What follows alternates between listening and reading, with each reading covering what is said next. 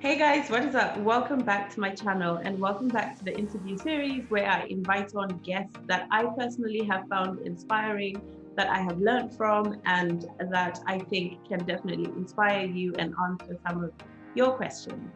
Today, I am so excited to have Carrie Montgomery with us. Hi, Carrie. Hi. How are Thank you for you? having me. I'm good. Thank you for having me. I'm super excited. Me too. I'm so honored to have you here. Carrie Montgomery is a transformational style coach, body image expert, and creator of the Somatic Dressing Method, which helps women step into true embodiment and empowered confidence. She teaches women to own their true beauty, build confidence, and create a dream image for their business and life. Carrie, do you want to just tell us a little bit more about who you are, what you do, and anything else you want to share? Sure. I'm really a coach and help develop personal brands. That's like the simple of it. And I started out in styling about, God, it's been about 5.5, 6 years ago now. And I have a background in business and film production and sales and marketing. And I saw this need and I just answered the call to people asking me to style them in my coaching and online space that I was already in. And so I just stepped up to the plate and said yes. And so my first client was Christiane Northrup for Oprah. And it was like an incredible experience. And it just really like evolved from there.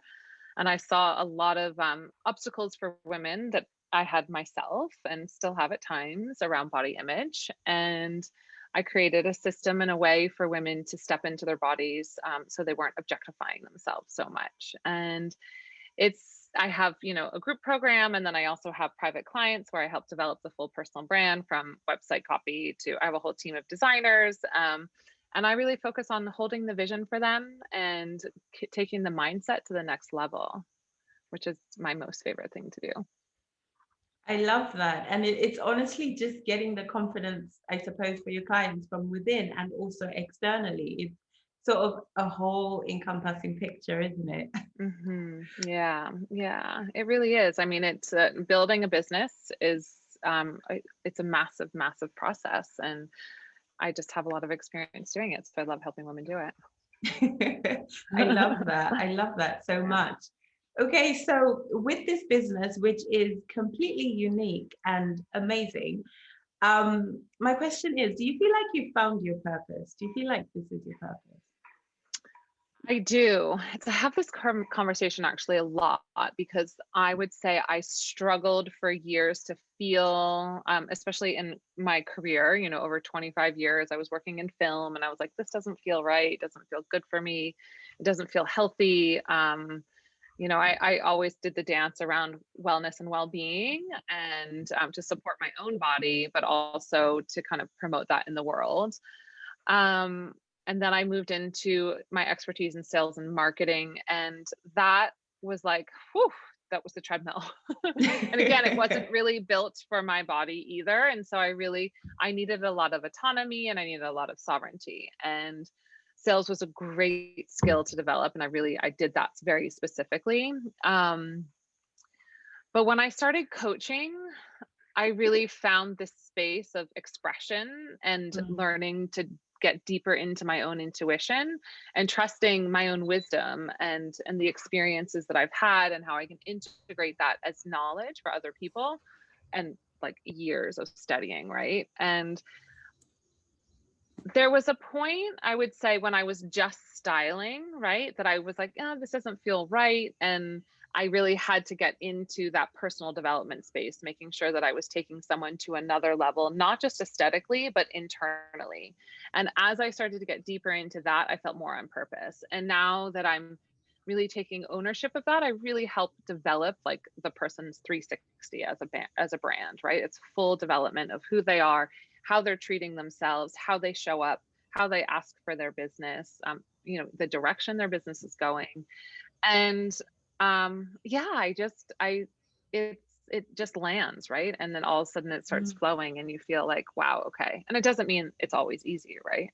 Like, you just have to manage your life, but I love it. I absolutely love it.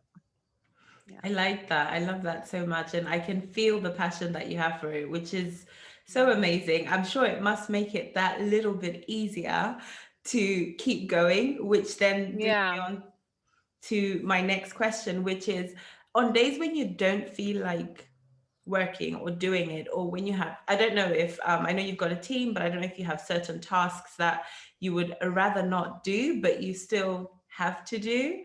So Mhm. on days that you don't feel like doing it, how do you motivate yourself? I have a mindset coach, so I really do work on mindset. I think it's really important to know who that future version of self that I'm moving into and becoming. But I Mm, also, I really work with my own body and I'm like, whoa, my body's not in the right place for me to do X, Y, Z, if it's work on Instagram but I use my calendar as my guide. And I have a lot of boundaries around that. And when I first moved to Spain, I was taking calls till like midnight and trying to accommodate people in America and then people in Australia. And I was like burning myself out. And I really had to like pull back. And I had clients in Hawaii at one point, and during, the first lockdown, I was working so much. And I was like, wow, I need to shift this.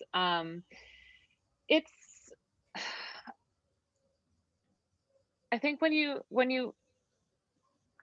have to do something, you just have to make the decision you're going to do it, right? mm, You just have to make that decision because you know that it's there on your calendar for a reason. But I also stopped doing a lot of things because it wasn't giving me any sense of ease or comfort. And I didn't have the capacity to grow into that person. And so I've actually been in a place of taking things off of my plate, delegating a lot more and working and collaborating with other people so that I can hold the vision. And I mean, but I took all of my marketing off the table for almost 18 months, a little oh, bit more. wow. Yeah, yeah, yeah. But I have referral business. So that's the beauty of my business, is that I had set up a lot of great relationships when I first started. And that has really helped me stay sustainable in times where I didn't feel like that. And that's about setting the right foundation. Your network is so powerful. Mm, Mhm. this is so true. Your network, honestly, when they say your network is your net worth, it is so, so true. Just one Yeah. little conversation or just one Yeah. happy client, one happy testimonial can make such a massive difference, can't it? Yeah. It really can. It really, Mm. really can. Yeah.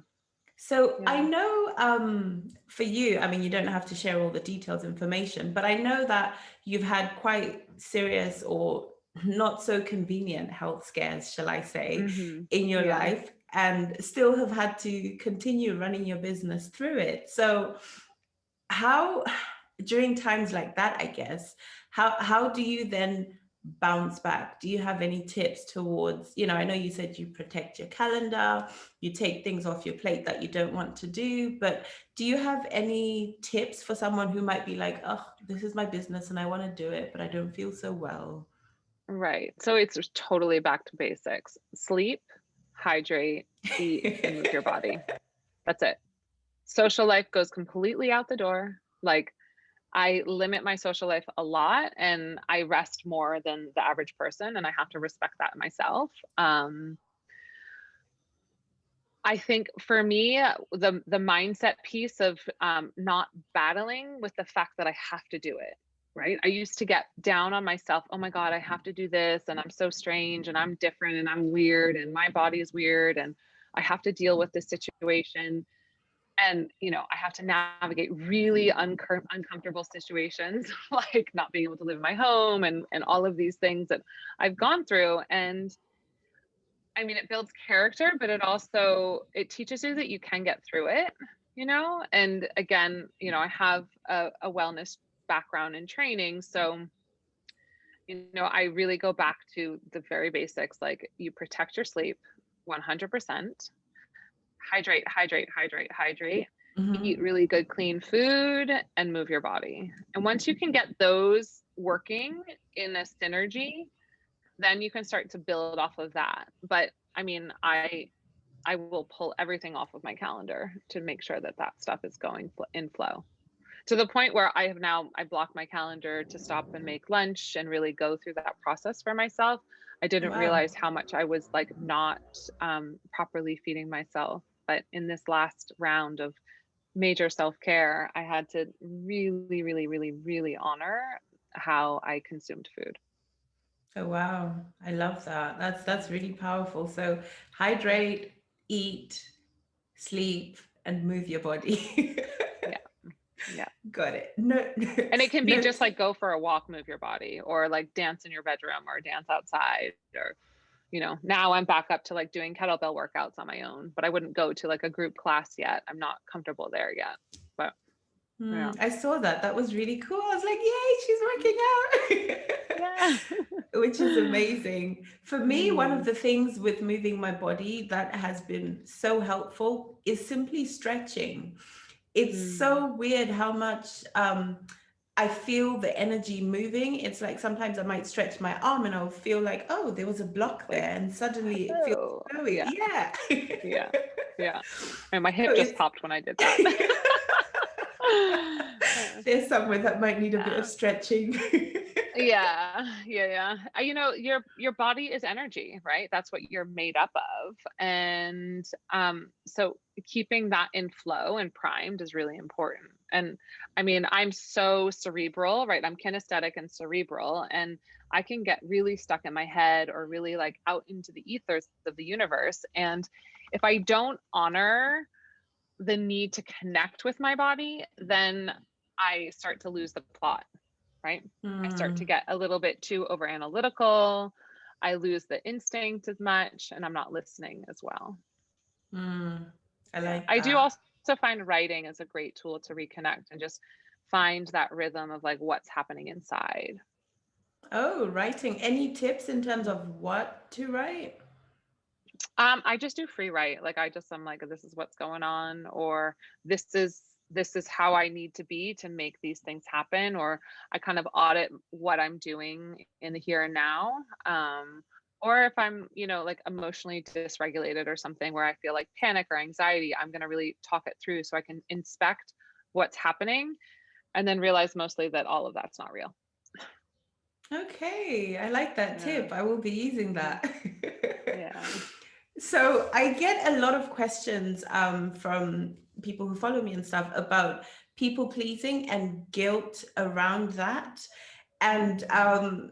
I wanted to talk about, I suppose, the guilt aspect of resting or honoring your body. Do you ever get that? And if so, how do you deal with it?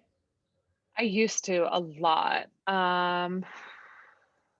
I used to really give myself a hard time that I needed so much rest. And now it's just a boundary. It's like, it's a fact. And if I don't give myself that rest, then I can't show up for other people to serve them. And so people pleasing is a lack of boundary inside yourself, Mm, right? It's a mm, lack of knowing what your true needs are.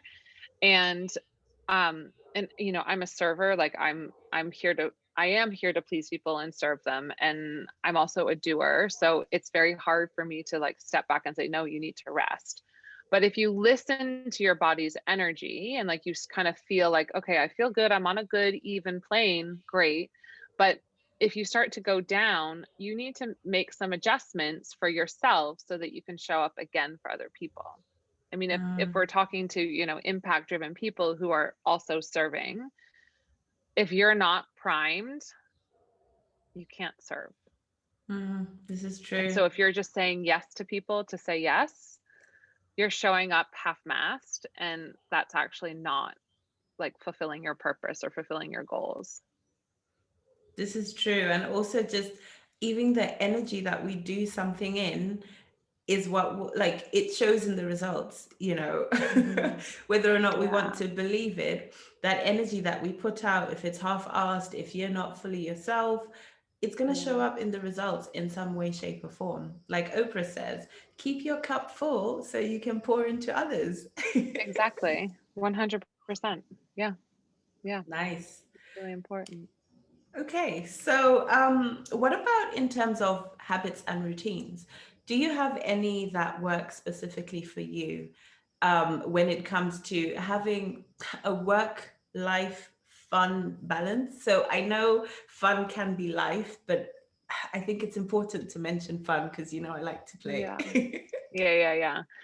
Um, I feel like, I mean, for me, like, I don't go to like parties a lot or things like that. They don't feel comfortable to me. They really drain me. If I'll like in the old world before pre-COVID, when I would go to an event, I was very specific about that, but that was like different, not a party. Habits and routines, it's my sleep, my health comes first, right? Making sure that all of that is there and that I'm conscious of what I need. I mean, I'm not as like okay, I get up every day and I do my workout and I walk my dog and each day is different. It really, really depends on what's going on. Sometimes I need to go have a coffee meeting, at 9 o'clock in the morning, and I'm not going to get up and do a workout at 5. Like, it's just not who I am. And I know that. And so I either have to like put that in later in the day or say, you know what, I'm just going to do a swim in my pool later and keep it easy. But I think, again, I live by my calendar. My calendar has blocks that people can be with me. And then the rest I program in based on my own needs. So self-care and healing and coaching and all of that, like my own care, is really a discipline in my life that happens every day, and that is more my routine, making sure that I have that there. It just isn't always the same, you know? Mm. I Yeah. like that. I like that flexibility and listening to your body or even what's happening around you and what you need at Yeah. the time. Yeah. Like, I started intermittent fasting Oh, recently. Yeah. And it's been really, really, really great for my energy. And it was like, oh, wow. But before I couldn't really do it because my blood sugar would get really funky. And so now it's like I've been practicing and it's been really good. And then I go into like, okay, we're just going to start with some fruits and keep it light, and then, or do like a smoothie. And then I have a really good lunch in the afternoon. I like that. How Yeah. important is flexibility for Oh my God. for people? For me, it's really important. Freedom and flexibility are like so key because look, stuff comes up in life. Like, you just like, things happen and sometimes you need to accommodate someone. And, sometimes I am working late, but I will continue to work with a client because, I literally like live off of this device. This is what allows me to stay communicating with my clients when we're not on a call. And that's part of my services. And when they're having a moment and they need support, I can be there for them if I'm doing the things that I need to do for myself. Right. And that I'm willing to give in that space. It feels good. Mm, I I can be like very that. clear with them. Hey, I can't speak right now. And they're like, no problem. You know? I like that. You've really built up a system that works for you. Yeah. It took me a long time because I was like, I'll do whatever. I'll just do it for you. Yeah, I can do that. I can do that. And I was overcommitted and overwhelmed and like overworked, and it didn't feel good. It really didn't feel good. And part of that was taking off of my plate some things that I was saying yes to that I really shouldn't be saying yes to. Yes, I can do them, but it takes a lot of energy for me to do them, like programming someone's website or, doing someone's copy. It's just not where I thrive, but I can do it. Mhm. But I had to learn, like, no, we're going to hire someone to do that. Like, I have a team, we can use them. Like, this is how it's going to work, and it's going to be different. And that's allowed me to keep my energy up, and I can make decisions because I help my clients make decisions for their business. And I help Nice. them work through, if a client goes and we do a photo shoot and they're coming out of it and they're getting the images back. And, I produce shoots all over the world. I'm never on them anymore. I just delegate and dictate and help build the teams. And then they'll get the images back and then they'll have like a meltdown and they'll be like, oh my God, I don't want to look at myself. I can't. And so then I'm like, okay, let's get on a call. Let's do this. Like, I'm going to walk you through why you feel this way. I'm going to show you why why you're looking at yourself this way. Maybe the camera angle was wrong, or maybe the lighting was wrong, or maybe your makeup was a little bit wrong, or maybe you're being really hard on yourself. Right. And so that mindset piece is so important. So, so important. Oh, Carrie, you're like that person that everybody wants to have next to them or in their pocket or in their ear 24/7, hanging out with you. Just follow me around. Or can I follow you that's around? how I serve my clients though. I mean, that's how our contracts are, right? They pay me well and I'm available for them. And when I first started out in the industry, I had a business coach that was like, you can't be available. You really have to put limits on this. And I was like, but that's not actually how this creative process works. Like stuff comes up and I'm fully willing to be there. I don't have children. I don't have to do that extra management of time and energy that other people do. So it does make me more available. I do have a body that needs extra work and that makes me stay focused on that. But again, there's definitely some differences in my world than the average woman because I, took a different path. Yeah. I love that. I love it so much. So you mentioned there was one thing that I just thought of. Oh, cleaning. Cleaning. I love cleaning. Like I love organizing, getting things sorted and making sure like there's a certain standard to my environment. If I don't have that, that does make me feel unsettled. So I need a certain structure around me to keep that center. That definitely is something that's really important to me. Interesting. So I love clean and tidy spaces, but I don't like cleaning. So I'm always finding someone to do it for me. Oh, well, there you go. I really enjoy the process. It helps me filter. I mean, I don't scrub stuff. I do actually. No, I do it all. I mean, we have a cleaning lady, but I also, I like a certain order, to my environment. Oh, nice. It's interesting that you mentioned that was actually going to be my next question because you spoke about having a team and delegating and really, telling people what to do on the shoot and stuff. And now you've mentioned having cleaning, but the question really was what structures? So on top of that, are there any structures that you need to have in place in order to be able to manage your health and business?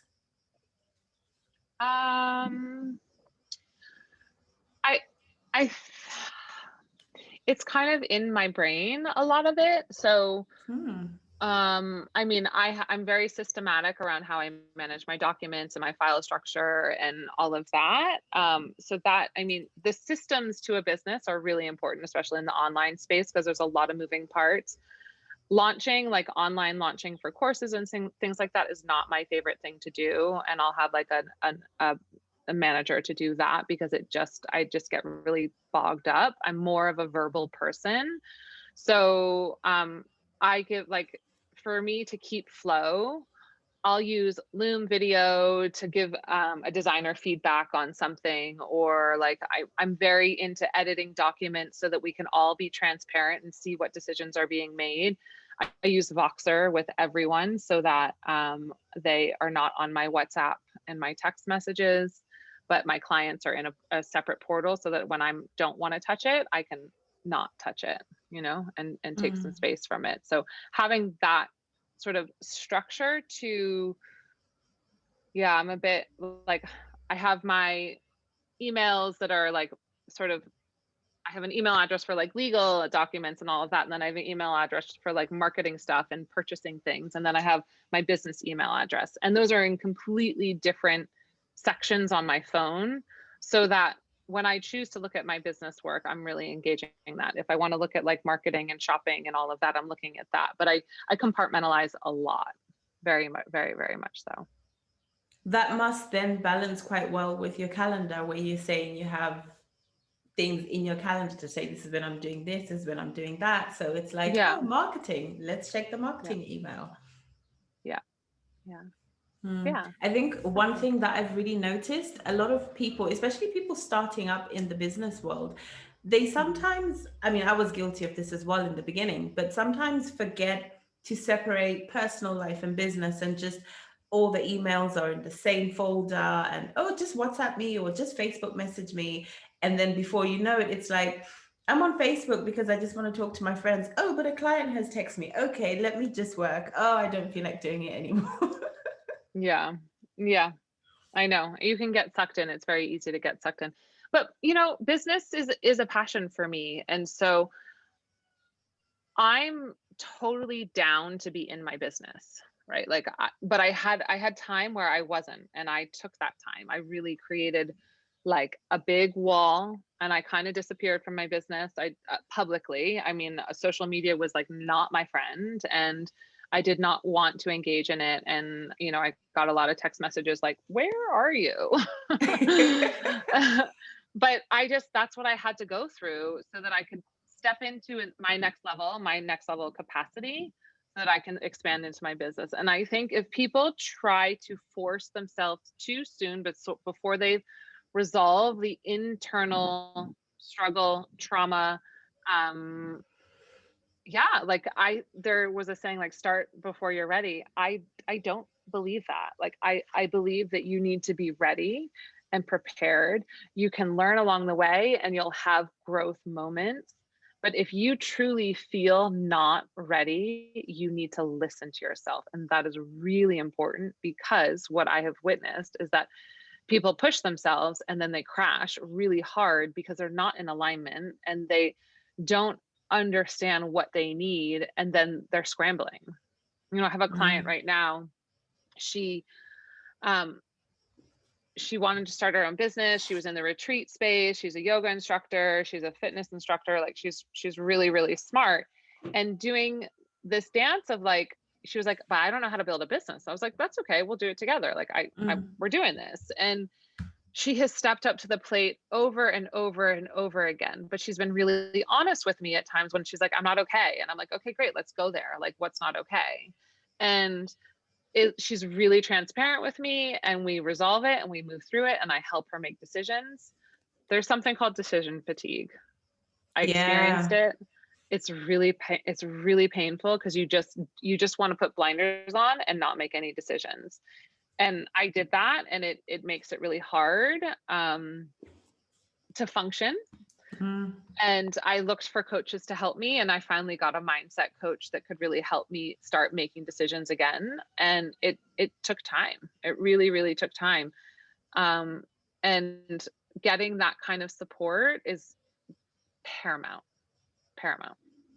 Yeah. Honestly, Which is such a why I good thing. offer like a separate coaching package over like the brand production package and all of that, and the styling, because the making decisions and stepping into your business and doing the things that you need to do is a very different sort of internal experience than just producing a website and a photo shoot and styling it and getting the copy done. And, like I draw all of that information out of someone so that they can do those things. But the coaching part is how we move through the process. But some people just need the coaching, and it's really beautiful to be able to separate that out now, where it used to be like an all-in-one big package. And now I can really see like, oh no, this is all you need. And like, this is, once you get a little bit clearer here, you can make these decisions over here, and I don't need to hold your hand as much. And you can do it yourself. That's amazing. And that's then really empowering your clients, right? Yeah, because it's a business. Like, you need to know how to run your business. You really do. Like, and it's really important. And for me, it's cost effective for them, really. And that's what I like. I think some of the pricing in the coaching industry has gotten really insane, and it does cost to make things, for sure. But I think that there's a certain, like, within reason. There's a balance that needs to be reestablished. Mm, yeah. Okay, so here's another question about boundaries and protecting your energy, because I know that you're very big, like you mentioned, you protect your calendar and stuff. But for someone who doesn't have boundaries and knows that they need them in order to protect their energy, any starting off tips? Meditate. Meditate. Like literally, you got to learn to sit with it. Like you got to learn to be like, okay, I don't have this skill. I need to be able to sit and build space for myself. And it's a discipline. It's not magic. It's a discipline and it's a decision. And when you make that decision, you're honoring yourself, and you'll slowly start to say, okay, so what is like the most valuable thing to me, right? Like what are my values? So my values are sovereignty, trust, stability. I didn't have a lot of stability in my life, and so stability is something that I always move towards. Freedom is really important too. So you have these like two opposing things. How do you have stability and have freedom? Structure Mhm. gives you that. So all of those things, and then connection. And if I live from those values, I'm going to be creating a life that is in alignment with me, so that I will start to move towards creating more boundaries and saying no to things and going, oh God, that's like really like uncomfortable to say no, like that's really, really uncomfortable. Like I was on a date and this guy asked me to come home with him and I was like, no, I'm sorry, I'm tired. Like I need to go home, like I can't do that tonight. And it was just that's what it is. And there's no like hard feelings. It's just like I have to honor myself. Yeah, it's so true. And it also then ties to that whole people pleasing thing again, and filling up your own cup. How are you going to be fully Yeah. present if you don't? And also the no's get easier, don't they? They do. Yeah, they really do. I've worked a lot on saying no because I was such a yes girl. I mean, yes, I can do that. Sure. Because I'm really innovative and really passionate and I can figure things out. I can figure out systems really easily. I can say yes to things that I don't really know, but I'll figure it out because I know the right people to make it happen. And now I don't want to do that. I know exactly what I want to say yes to so that I can either bring in someone else to do that, the other part. And it makes a big difference on how my confidence feels inside my body, right? So I Mm, don't question myself and doubt myself. I mean, when you get into the space of growing yourself, but you're also doing things that you don't really know how to do, it can make you feel insecure. yeah. And and then you have to develop those skills to get the knowledge in and build that out. And so when I created my styling process, so the somatic dressing method, and really teaching women how to engage with their body in a way to serve their own energy instead of objectifying their body. That was Mm. something I created because I was doing it for myself. Like I was recovering from a life altering surgery. It was the end of a 20-year fertility battle or reproductive organ battle. And I the only thing I could do was get dressed. And I analyzed that Wow. and I analyzed that and I analyzed that. And I was like, this is, wow, I've been doing this for a long time. This is how I've been serving my body this whole time. Okay. So let me see if I can teach from this place. And there was some growing pains for me because I was creating something completely unknown. I pulled it out of the sky, but it actually really makes sense. Yeah, we need more Carrie Montgomerys in the world. Actually, no, no, no. We just want you. We just want you. Thanks. Just I'm coming back come visit online. I'm me. doing it. I'm doing it. I'm going to start working more. But Amazing. yeah, I I love did it. have to stop working for a while, right? Like I stopped pushing myself. I reduced my lifestyle. I made less money on purpose, right? So that I could serve myself. And that was a conscious decision. And in the online space, it's always like grow bigger and more, more. And I'm like, that's not how life operates. And we just saw that with the pandemic. Like the world really contracted in a way. And now we're expanding. And it's like, okay, how stable are you in this expansion? Oof, I love that question. How Mm. stable are you in this expansion? Yep, I might be posting that on social media. I will quote you. I'm And really big into stability because I think that I have made decisions in life that have made me unstable or take too big of a risk. And I've even worked with clients where I'm like, that is too big of a risk. Like I hear you, but you're not at that place. So let's do it this way so that you can get there. But it'll be a slower path. I don't believe in fast rises because it takes a long time to build anything. And I It had really fast does. rises. Like I had fast rises, and then I would crash down and fast rise and crash down. I would make tons of money and then not have money, and I was up and down, and I was like, this is just not okay. They do say easy come, easy go, and especially when it's done in an incorrect way that doesn't serve you. If you are, I strongly believe that if you are doing it in a way that serves your body and you're working with yourself and who you are, it's all just going to balance. And then that then comes to the whole Yeah. manifestation of, oh, that's fun. Where did that pop up from? Oh, you know, it's more Yeah. easier flow type success, which I think is more, it's a stronger foundation, isn't it? It has a stronger Yeah. foundation. Yeah. And that's like, let's build a strong foundation. Okay, so I have one more question. Okay. Well, two. One is a serious one and one is a playful one. So I'm very big on celebration, on celebrating any and everything, big wins, small wins, connections made, absolutely anything.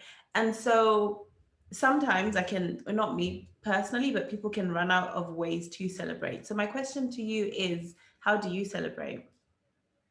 I used to be a really big shopper. I was like, in America, I was like, I'm shopping. I'll celebrate to shop. I'll get new clothes. Like, I'll get new clothes. And so I've stopped doing that now, which is nice. I actually talk to people. That's how I like to celebrate. I like to share and connect with people. That's I used to put such a financial reward on celebration, but I really find like connecting over a meal or just sitting down and having a chat, like good good quality time is a celebration for me. Yeah. I love that. That's so powerful. I never thought about talking to people as a celebration. I do, go out for a meal or hang out with friends and stuff, but Hmm. I've never associated it with the whole just company aspect and enjoying talking to Yeah. people. Yeah. I think I spend a lot of time on my own, right? So I'm extremely independent. And so when you run your life the way I do, you have to make time and you have to figure out times and windows to connect with people. And other people in my life are very similar to that. And so their schedules are very demanding. They have very limited time. So like I've even accommodated my schedule so that I can spend time with someone so that I can be in celebration mode with them, right? Or just in connection mode with them. I love that Mm. celebration mode with them. I'm coming to Yeah. Ibiza. I'm coming. Yeah, we just celebrated my birthday. It was really, really beautiful. Oh, got a couple Whoop, boats. whoop. Yeah, we went to another island. Yeah, a lot of music. It was super fun. Happy belated. I didn't realize as well that we are, is it 2 days apart, birthdays wise? Oh, that's right. I know. Yeah, Yeah. I'm the 29th and you're the 27th. Yeah. Yeah. Yeah. It's like It's amazing. amazing. Yeah. Mm-mm. Okay, so the Oh, I final loved by the way, I loved your ice cream tour. gelato. Oh, Yeah, I suffered gelato. It for was it on so good. Monday. I'm sure. I was like, oh my God, because I can barely have like a couple bites of ice cream without feeling it. So I had 7 flavors, Carrie. I only saw three. Each one, so three were two flavors on each one, and then I Oh. had more when I got home. What was your favorite one though? You had the bubblegum. What was the one after the bubblegum one? It must have been the cookie. There was one which was like vanilla and it had cookies and caramel in it. No, I think this was more fruity. I think the one. There was a vanilla one. I didn't like the vanilla one too Mm, much because it felt like it had stuff in it. grit in it. Yeah. Oh, what do they Don't call it? I remember. don't know what it's called, but the white one with like red cherry sticky flavor in it. Um, yeah, Cherry Garcia. That's what Ben and Jerry's would call it. Maybe, I don't know. I would say though, of all of them, the one that I remember the most is Madagascan vanilla. It was a Mm. gray vanilla Oh flavored wow. one, but it was phenomenal. It was Wow. so good. And it was the I love second last one I hazelnut. had. Okay. Mm, Hazelnut. I'm gonna mm, try that. yeah. No, I've never thought to try it, but I'm going into town again on It's really good. Saturday, so I will try hazelnut and report back. There you go. Let me know. I will. Okay, so lastly, pick a number, please, between 1 and 27. Maybe 26. Ooh, living on the edge. It's the day I'm coming back from America. So I'm like, yeah, I'm going to America for August, and I'm like, okay, it's the day I'm Oh, coming back. nice. Nice. Mm. And I'm going to England for August and then Oh, coming you back. are? Yeah. Okay. Yay. Okay, so if you don't have one, then make it up. But what is your alter ego? The name and what's different between you and that alter ego? Hmm. So I'm going to put like a little bit of a twist on it. Okay. Cause Okay. I do this style archetyping thing. So it's really like your essence, and but it's who you are, but it's also who you're becoming. So it is sort of your alter ego because it's like what you're moving towards. So I was Mm. a boho warrior, right? Like super nomadic and driven and like fierce, and like you used to see me, I was really edgy, like a lot of leather and studs, and but not like too edgy, but I had, my head was shaved and I had like a long flop, um Okay. and so, but when I moved to Spain, I was like, "Ah, it's a bit too intense." And I realized like I'm not as bohemian as I thought, especially living in a very bohemian place. I'm like, whoa, I'm not so bohemian. So it's chic goddess. So it's really honoring that goddess energy inside me, and really having that sort of sophistication and presence and that elegance. And that like teaching women how to be that way is really, really beautiful for Mm, me. and I Yeah. love that. But I still think you Yeah. do have that boho in you. I do a little bit, but it's not like boho. Yeah. Not like It's boho. very chic, my boho. Chic Yeah. boho. We like it. Yeah. Amazing. And before we end, Carrie, do you want to promote anything? Is there anything, anywhere you want to direct viewers to? Yeah, I have a new personal brand matrix that if you want to go through some questions and figure out, what the key elements to building a personal brand are, I'll give you the link and you can all download the new worksheet. It's a really great worksheet to reflect on and get an idea of where you are moving towards and how to set up the structure for yourself. Yeah. I love that. Thank you. I'll definitely drop it in Yeah. the notes. And I just love the Cool. way you look at sometimes even just everyday stuff, but in a different way. You think about things in a way that we don't think about it, like the body mapping thing that you shared a while ago. I would never Mm, have thought, where do I look on my body for? Where do I feel that? So I really yeah. like that. And I think it's a talent of yours. Oh, thank you. Yeah, it definitely is a talent of mine. I used to think it was really weird, but now I'm like, okay, yeah. So I seem to like think of things and make them more functional. Yeah. So the personal brand matrix is quite functional, and it takes you through some foundational pieces that you need to know if you're trying to build a personal brand. Yeah. Amazing. I love Yeah. it. Carrie, it has been so Thank you. magical. Thank you so much for joining me. I am honored to have you, and I genuinely had a lot of fun and learned a lot from you. And I really hope that everybody watching this also gets to learn a lot from you. Thank you, my darling. It was such a pleasure and such an honor. And thank you, everyone, for showing up.